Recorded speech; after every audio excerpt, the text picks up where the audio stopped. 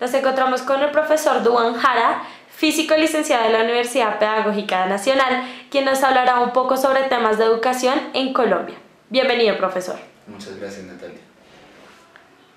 La evolución que ha tenido la pedagogía actualmente y pues con todos los cambios que hemos tenido tanto de términos legales como en términos pedagógicos y académicos, obedece en a que actualmente el docente se adapte al estilo de la clase que quiere para sus estudiantes. Como es bien sabido, desde años anteriores siempre se ha trabajado, digamos, un modelo conductista que obviamente fue reemplazado en su momento por diferentes corrientes. La intención es que siempre un modelo conductista en la escuela genera un poco de orden. Si bien es cierto, ahorita con los diferentes modelos que tenemos, con el uso de las TICs, con las corrientes tecnológicas que abarcan, pues digamos que se ha hecho un poco más didáctica la clase. Sin embargo, se sigue manteniendo un rol en el cual el profesor trata de obviamente orientar a sus estudiantes, pero solamente siempre y cuando ellos se permitan. Porque si vemos obviamente en los modelos que hemos trabajado, el estudiante es la persona y es el actor principal en su proceso de formación. Obviamente influye la sociedad, la familia, el entorno propio del estudiante.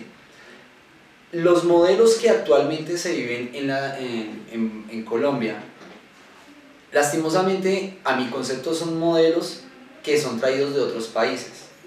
Como Chile, que es una potencia en este momento pedagógica, España, que en su momento tuvo unas corrientes exageradamente muy buenas, aunque lastimosamente han ido decayendo en esos países, y nosotros, en vez de innovar en este tipo de corrientes con nuestra problemática, con nuestro tipo de sociedad que manejamos, pues lastimosamente lo que hacemos es como tratar de copiar modelos, aunque obviamente nosotros lo adaptamos. Y esa es una de las facilidades que tenemos los docentes en Colombia. Nosotros adaptamos el entorno que viven los estudiantes, que son diferentes consecuencias, obviamente para tratar de dar un aprendizaje que realmente sea significativo y que aporte a la vida del estudiante. Bueno, profesor, también quisiéramos, usted hablaba del entorno de la sociedad colombiana y de esas particularidades que tiene la educación en Colombia. Cuéntanos un poco sobre estas realidades y sobre ese entorno que se maneja, esa realidad que se maneja hoy en día. Es una situación muy compleja, puesto que a nosotros siempre nos han vendido la parte de que somos un país tercermundista, sabiendo que el material académico, pedagógico, la producción que nosotros podemos llegar a tener es supremamente grande. ¿En qué radica el problema? El problema realmente radica en que nosotros nos creamos eso. Lastimosamente, si nosotros vivimos un entorno sociocultural en el cual los estudiantes tienen sus necesidades, no necesidades netamente económicas, como en algunos casos, que lastimosamente el estudiante en los colegios distritales, sabiendo que son colegios que son megacolegios, que tienen una buena planta física, los estudiantes llegan con necesidades, sabiendo que tienen problemas en sus casas, y todo esto afecta al modelo pedagógico, llegando a que el estudiante, en vez de concentrarse realmente en lo que es la clase, lastimosamente comienza a divagar de estos temas. Entonces, ¿en qué se convierte la educación? La educación se convierte en que yo aprendo por unos momentos, es algo memorístico, y lastimosamente después, cuando se van a hacer las evaluaciones, 2-3 meses, ya todo el conocimiento se ha perdido. Claro está la contraparte. Si nosotros miramos en algunos colegios, el exceso de dinero generalmente nunca va a reemplazar lo que es el afecto de padre y madre, porque en algunos colegios tenemos estudiantes que tienen una cantidad de comodidades, que tienen suficientes comodidades, pero realmente caen en problemas de depresión por X de motivo, y eso ocasiona que generen consumos de drogodependencia, y obviamente son situaciones que son complejas, porque nosotros como docentes tenemos que saber que nuestro papel y nuestro rol en la escuela es la formación académica. La educación se da principalmente en el núcleo familiar, cuando nosotros tenemos una familia que forma a sus hijos en valores, que forma a sus hijos con respeto, con cariño, con amor. Pero en esos escenarios donde la familia es un poco distante, donde los papás prefieren cambiar trabajo por afecto, donde muchas veces el contexto y el entorno que vive el estudiante es un poco más complejo, pues lastimosamente es donde nosotros tenemos que adaptarnos a ese entorno y ya no estamos solamente formando académicamente, sino literalmente tenemos que tratar de terminar de criar a los niños y guiarlos por un camino donde ellos se den cuenta que el mundo es un lugar lleno de posibilidades, que tiene muchas puertas abiertas, solamente que se tienen que saber aprovechar. Digamos que esa es la perspectiva que yo manejo pues realmente con lo que se está desarrollando actualmente en el país y en la educación. Bien, quisiera preguntarle con respecto a este entorno que usted acaba de describirnos, ¿cuál es el futuro que usted ve para la educación colombiana, digámosle aquí en 5 o 10 años? Siendo muy honesto, aunque soy una persona que ama mi profesión y estoy completamente entregado, porque lastimosamente la profesión de docente ha sido muy subvalorada, no veo una trascendencia muy grande en un cambio positivo para la educación. ¿Por qué? Si nosotros recordábamos la vieja escuela, era un lugar donde la parte académica era todo, era muy importante. No estoy hablando del modelo conductista, estoy hablando de las nuevas vertientes que han surgido de la pedagogía a raíz de eso. Anteriormente uno a un estudiante le colocaba una tarea, de hecho todos pasamos por la escuela, todos sabemos cómo es esto, y era de, usted tiene que hacer 30 ejercicios para mañana, listo, comienza a desarrollarlos. Usted tiene que hacer una cartelera, una exposición, varias cosas. En este momento la misma familia se ha encargado de comenzar a complicar eso. Uno deja una tarea y los papás es que está dejando muchas tareas, el niño ya casi no puede dormir, situaciones de esa que ya incluso incurren a derechos de petición, demandas ante CADEL, ante el Ministerio de Educación, que realmente en vez de facilitar nuestra labor, lo que están haciendo es volverla un poco más compleja. Si nosotros miramos los diferentes decretos que han sucedido y las resoluciones que sacaba el Ministerio de Educación, donde solamente un 5% de los estudiantes puede perder, sabiendo que hay muchos estudiantes que realmente van al colegio únicamente como por quedarse y no quedarse en la calle, no por aprender, porque nazca, donde salen con diferentes problemáticas académicas, gente que en grado 10º y 11, que se supone que la educación media ya tiene que estar formalizada para lo que es la universidad, ni siquiera sabe multiplicar, no sabe razonar. Son varias situaciones que se han visto y que obviamente en ese caso la ley sí debería hacer que se cambie, obviamente, ese tipo de políticas. Que si queremos un mejor país, un país mucho más organizado, más estructurado, con un buen nivel académico, pues que nos faciliten eso. Recientemente con las pruebas PISA y los resultados de las pruebas PISA, todo el mundo se quejaba, pero es que Colombia no sé qué, pero es que Colombia sí sé cuándo, pero es que no miran la problemática que nosotros tenemos y que sin embargo no hay herramientas que nos ayuden. ¿De qué me sirve a mí que un ICFES, una prueba PISA me vaya mal, si eso es un factor de medición de cómo está la calidad en la educación? ¿Cómo es ese estándar de educación que nosotros queremos? Si queremos una educación mediocre, donde simplemente el estudiante pase de grado transición a 11, o como recientemente algunos decían, es que vamos a abrir grado 12. ¿Para qué abrir grado 12 si ni siquiera con el grado 11 pueden? O sea, simplemente estamos generando una fábrica de personas que pasan durante 11 años a tratar de estudiar sabiendo que cuando van a mirar la realidad realmente no saben. ¿Cuál es la problemática de la deserción en la educación superior? Que realmente cuando el estudiante se da cuenta de lo que es un semestre en la universidad, que ya no va a estar papi y mami ayudándole al coordinador ni dando quejas, sino que ya es muy autónoma, es donde ellos se dan cuenta que realmente el tiempo que han pasado en la educación, en la escolaridad de ellos, realmente no ha sido muy bien aprovechado. Y por estas razones yo pienso que si no hay un cambio necesario en las políticas educativas, la educación de Colombia en un futuro va a ser lamentablemente que va a desear mucho. Bueno, usted habla sobre los estudiantes y su problemática, y yo quisiera preguntarle en ese sentido, ¿cuál cree usted que es el perfil que debería tener un estudiante para el aprendizaje de ciencias fuertes como matemáticas, física, que son su área, la que usted enseña? Pues mira, Natalia, realmente cuando nosotros vamos al aula y miramos, Generalmente en un espacio donde hay 30, 35 estudiantes, de los 30 a 35 estudiantes, lastimosamente uno o por mucho dos, en algunos casos 3, 4, son muy buenos en este tipo de áreas. Ya habíamos hablado un poco de las problemáticas que tiene cada estudiante, obviamente en sus casas, bueno, la parte económica, familiar, afectiva, pero fuera de hecho, en muy pocos casos, y digamos en un colegio de prestigio, como en algunos buenos colegios que se tienen en Bogotá, el estudiante realmente no tiene que llegar a trabajar, no tiene que llegar a ni siquiera organizar la casa, porque realmente lo que tienen es ahí personas que colaboran con eso. Quiere decir que la persona únicamente tendría que dedicarse a lo que es su formación académica.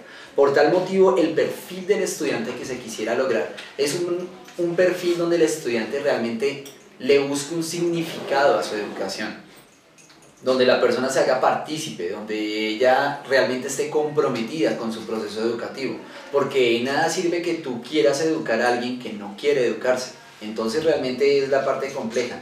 Para mí el perfil de estudiante, no solamente digamos en las áreas de ciencias, que son las que obviamente manejo yo, es un estudiante que realmente nunca ponga peros, que si tiene que hacer esfuerzos los haga, que si tiene que desarrollar, consultar, revisar, lo haga, pero obviamente como es orientado que también pregunte, que genere esas pequeñas evidencias que se muestran en clase que posibilitan que uno comience a innovar en términos pedagógicos, que uno diga, oiga, qué chévere que uno entra a un salón y el salón le exija a uno como docente poder comenzar a aumentar el nivel educativo. Pero cuando uno llega a un salón donde ¿quién hizo la tarea? Y levantan la mano los mismos dos de siempre, que son los buenos, y el resto ni siquiera, no entendí, no hice, se me olvidó, pues realmente es un proceso donde uno dice, se evidencia las falencias que tiene la educación colombiana. Entonces, digamos que esa sería mi perspectiva de un buen perfil para un estudiante en Colombia. Siguiendo con nuestra entrevista, profesor, quisiera preguntarle cuál es esa relación, dado que sabemos, como usted bien lo ha expresado, que son numerosos los factores que afectan la educación. Entre esos factores, obviamente, la familia. ¿Cómo es esa relación de la familia con el educando y cómo afecta la educación? Pues mira, déjame decirte que la familia, vamos a hablar primero en términos de núcleo común, lo que sería papá y mamá. En esos términos, generalmente, pues en el contexto de una sociedad un poco machista, es mucho mayor el porcentaje de las familias en donde la mamá se hace cargo de la parte, digamos, educativa del hijo.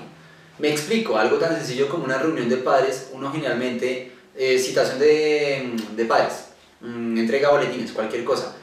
Es más la cantidad de mamás que vienen solas comparado con los papás que vienen solos o la pareja, papá y mamá que vienen. Eso, aunque sea mínimo, deja mucho que desear. La segunda parte es que ambos, porque es hijo de los dos, deberían tener un proceso en el cual se apropien de cómo va su hijo.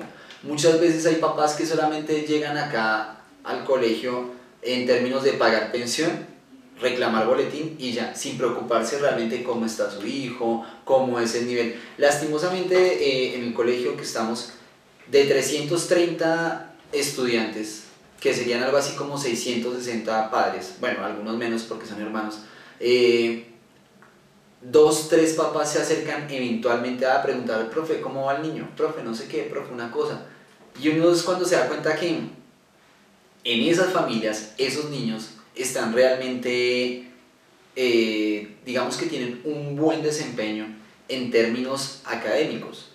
No necesariamente uno siempre tiene que ir al colegio a preguntar por su hijo cuando sucede algo grave con él o cuando, digamos, uno nota alguna tendencia en el estudiante, sino tiene que ser algo esporádico, o sea, normal. Claro está que esto en qué radica, radica en que obviamente papá y mamá trabajan y les queda en algunos casos muy complejo pasar al colegio y averiguar, digamos, tomar parte en esta parte de la educación de su hijo.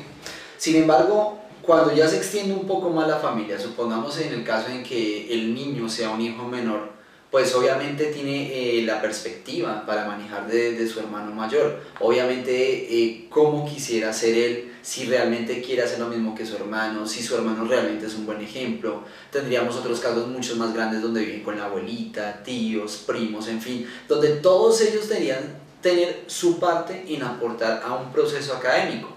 Muchas veces se evidencia que uno deja algún trabajo y realmente están los dos factores y los polos opuestos. El niño que lo tiene que hacer solo, completamente solo, que realmente lo hace mal, o el que el papá prácticamente le hace todo y no ayuda al niño realmente. O sea, tiene que ser un trabajo conjunto, que realmente la familia como escenario y como núcleo de la sociedad diera... el gato. Cambiando un poco de tema, profesor, aquí yo quiero entrar como más a opiniones suyas, dado que pues usted tiene, como sabemos, una larga experiencia en la docencia. Quisiera saber, por ejemplo, ¿cómo fue esa iniciación suya en la docencia? ¿Cómo decidió usted, bueno, por aquí es mi camino, esto es lo que yo quiero hacer? Eso es una historia muy linda porque me recuerda a una persona que gracias a él soy en este momento quien soy, y es a Carlos Salguedo, que en su momento fue mi profesor de física desde grado octavo. Cuando yo era muy pequeño, la perspectiva que tenía para ser profesional era tener algo con medicina. Después de unos años me di cuenta que le tengo pavor a la sangre, entonces decidí cambiar el rumbo. Quise, digamos, ser piloto de avión, pero lastimosamente las condiciones económicas de mi familia no daban para obviamente una carrera de esas. Y fue cuando llegó Carlos Salguedo, mi profesor de física a la Universidad Libre. Tiene maestría en pedagogía y todo eso. Y fue una persona que generalmente mi modelo pedagógico que tengo como docente lo encamino mucho a él, y no hay momento en el que yo entre a un salón y siempre me acuerdo de él. Lastimosamente Loritica ya falleció, pero es la persona que siempre, digamos, de una u otra forma me trató de encaminar y hacerme ver que la pedagogía es una pasión, porque tú quedas plasmado en la mente de tus estudiantes. Uno como profesor quizá puede olvidar a los estudiantes, pero es muy complicado que un profesor, cuando deja huella y cuando realmente da esa enseñanza con un aprendizaje significativo para la vida, para el entorno, para el bienestar del estudiante, se olvide. Y es muy grato saber que muchos estudiantes después de mucho tiempo generalmente vuelven con sus profesores para darle las gracias. Y me parece un gesto y una labor muy bonita. Esa sería como la iniciación que yo tuve de ser profesor y lo que realmente hoy en día hago, que es mi gran pasión. Bueno, digámosle que también quisiera saber, usted nos ha hablado sobre todos los factores que están dentro de la enseñanza y la docencia. Quisiera saber esos factores, ¿cómo han afectado su experiencia? ¿Cómo ha sido su experiencia en la docencia en estos años? Bueno, realmente si vamos a hablar de experiencia laboral, aunque entre comillas soy joven, digamos que he tenido una larga experiencia. La primera vez que yo di clase, digamos en términos formalmente informales, fue cuando estaba en grado décimo. Pues por fortuna siempre tuve un buen manejo de las matemáticas, a tal punto que la Fundación Alberto Merani me consideró como talento excepcional. Comencé a ir a unos seminarios. Bueno, tuve algunas premiaciones y cosas de ese estilo. Y resulta, pues, y acontece que un día un profesor me dijo: oye, hazme un favor, mira, lo que pasa es que mi hija tiene una problemática con matemáticas y quisiera que tú le colaboraras con eso. Y pues fue extraño, porque pues digamos que se me facilitó mucho explicarle a ella cosas y buscaba las analogías y las herramientas que pudieran hacer que ella entendiera. Después de eso fue una cadena, porque ella le dijo a las compañeras, me recomendó con más personas y comenzó a crecer la cadena, a tal punto que cuando yo estaba en 11, literalmente la mitad del día era en mis clases y la otra mitad era explicándole las clases a diferentes personas. Entré en la Universidad Nacional como físico, duré 4 semestres allá, pero realmente me di cuenta que el sentido que le estaba viendo a la física, que es muy hermosa y mi pasión, realmente tenía que tener un sentido pedagógico. Y soy de los que dice que uno puede saber mucho, pero para ser docente necesitas tener las herramientas para poder explicar, porque de nada sirve que tú sepas mucho si no te haces entender. Fue cuando decidí cambiarme en el año 2004 a la Universidad Pedagógica. Pues obviamente comencé a hacer mis estudios, comencé a sentirle, a verle esa pasión. sin desmeritar obviamente a mi universidad, la matemática y la física que vi en la nacional, pues obviamente no se compara con la que vi en la pedagógica, a tal punto que pues obviamente mis notas fueron exageradamente muy buenas, y ya teniendo en cuenta esta parte pedagógica y este desarrollo, pues digamos que se me facilitó y fui creciendo más, queriendo más mi carrera, y comencé ya entonces a trabajar en algunos institutos, ya a trabajar en colegios, colegios con diferentes problemáticas, como el Colegio Patio Bonito, que era un colegio donde obviamente el entorno es muy fuerte y afecta considerablemente a los estudiantes, como colegios de San Felipe Neri, que eran estudiantes que pues por fortuna tenían bastantes comodidades, pero también tenían problemática pues de lo que hablamos en problemas anteriores. Todo eso ha ido haciendo que esa formación mía como pedagogo, que realmente nunca va a terminar porque tú todos los días tendrás que aprender algo, realmente hace que uno se entregue de cuerpo y corazón en esta labor. Y aunque en ocasiones, digamos, como ya lo habíamos tratado, se torna un poco compleja y un poco complicada, igual simplemente esto es una pasión y es una labor de sentido social que uno hace y que realmente yo la hago con gusto. Esa ha sido como mi experiencia en la docencia. Bueno, en medio de esta perspectiva, quisiera preguntarle, como usted lo nombró, la física es su pasión. Sabemos que la física es una ciencia dura, es una ciencia que para muchos estudiantes representa problemas, representa como dificultad. Y yo quisiera preguntarle por qué esas ciencias se vuelven materias como tan, en una expresión muy coloquial, tan ladrillo, tan complicadas. Mira, Natalia, no tiene más que ver sino con la negligencia mental que muchas veces nosotros podemos llegar a tener. Realmente matemáticas, porque realmente matemáticas es una de las bases de la ciencia. Obviamente la física está muy apoyada en las matemáticas, que obviamente tiene sus diferentes versiones, pero el solo hecho de que tú tengas que pensar, que tratar de hacer un constructo, un razonamiento, ya es una predisposición como si para cualquier estudiante. Si vamos a mirarlo, digamos, con materias como, no sé, pienso yo, dibujo técnico, educación física, que son un poco más didácticas, que le aportan al estudiante emociones y cosas de ese estilo, porque es, digamos, un contexto cultural, jugar fútbol o, bueno, no sé, dibujar muñequitos como los que les gustan a ellos y cosas de ese estilo, pues digamos que hace que la clase sea mucho más amena.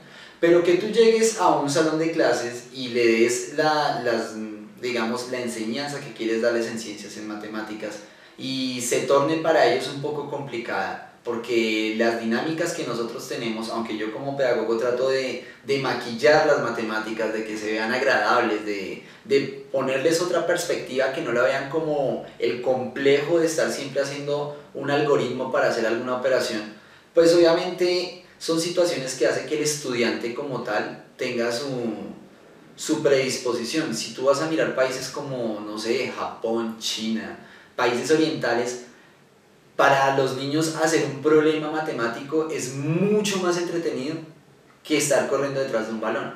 A tal punto que en las ferias científicas de, no sé, Cuba, cosas de ese estilo, ya los de 9º grado, 8º grado hacen robots, hacen situaciones de interfaces, cosas que realmente aportan y que son muy útiles.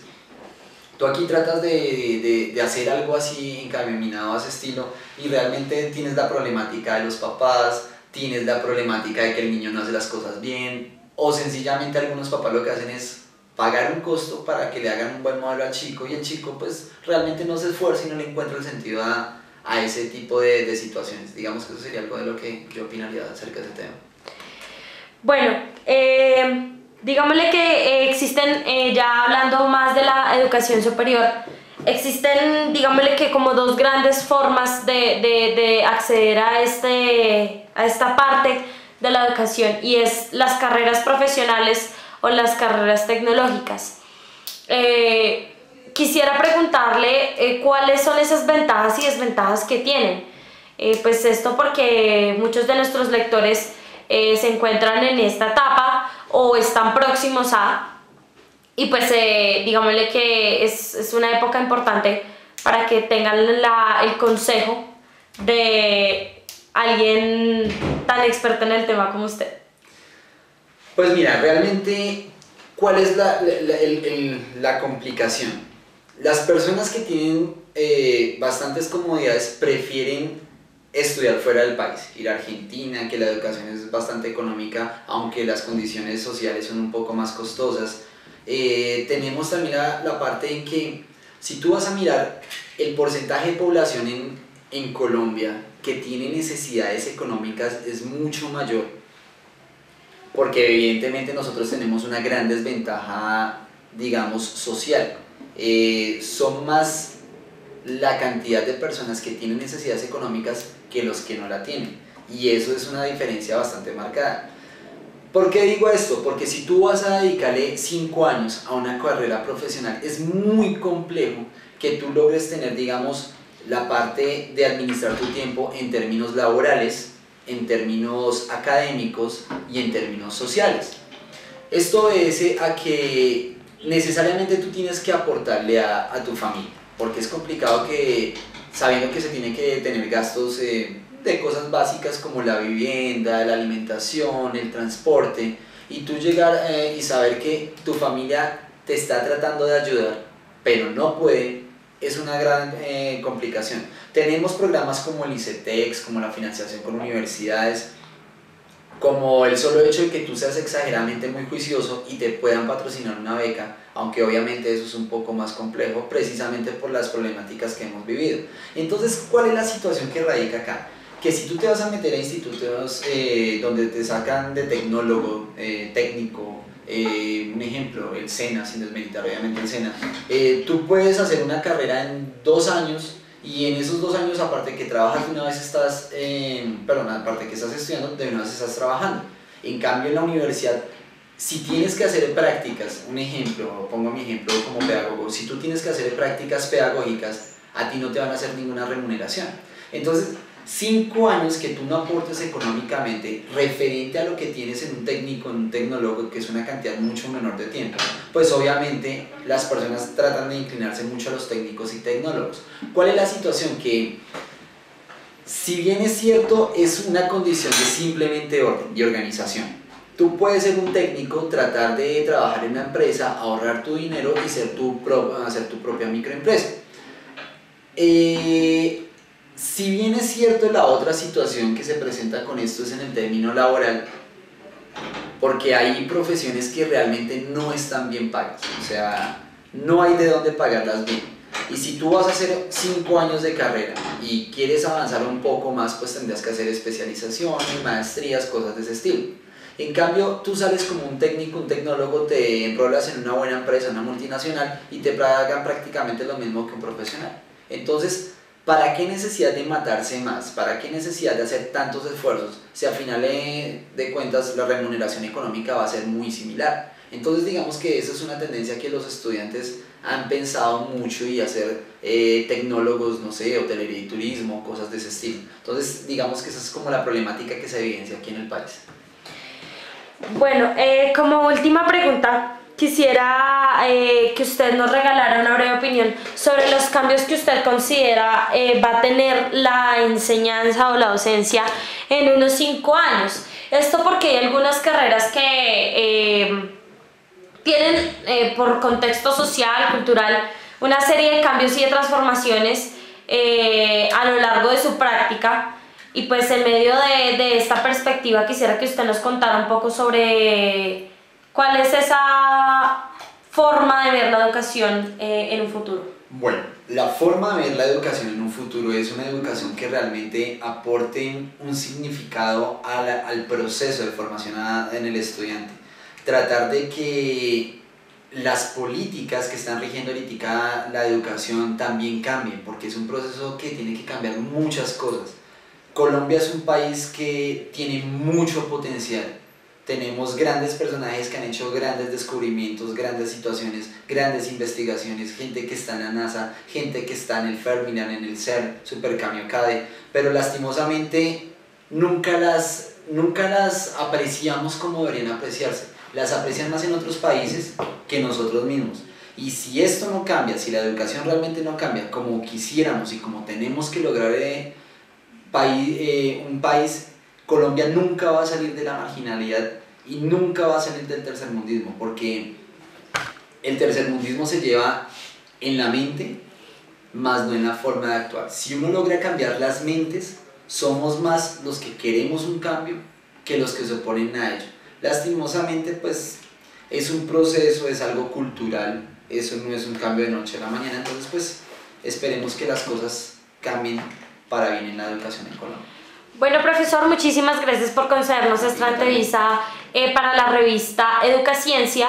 Esperamos que usted y pues todos los demás docentes que se encuentran en el país solucionen y bueno, aporten, que es lo importante, a la escena pedagógica en Colombia. Muchas gracias. A ti, gracias.